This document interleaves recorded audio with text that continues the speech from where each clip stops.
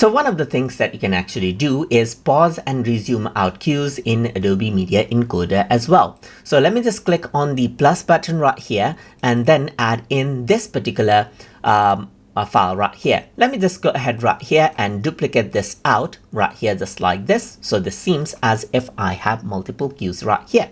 So everything will be exported out in desktop right now. To make sure, I'm just going to shift select everything right here until this one, and I'm going to go around and click and then choose the desktop right here and select out the folder. If I were to press the play button now, you can see that the queue starts out. I can go ahead and press the pause button whenever I want, and the queue pauses out right here just like this, as you can see. I can go ahead and resume it out right here. So let's say, for example, if you're processing and then for some reason you need the CPU resource, then you can pause it so that you can resume it later. But if you want to terminate out the process altogether, then you can simply go ahead and press the stop button right here.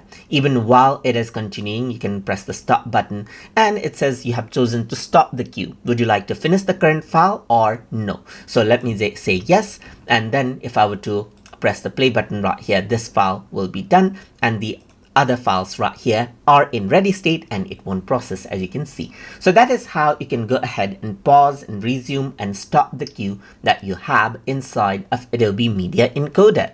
So I hope you guys learned something as always.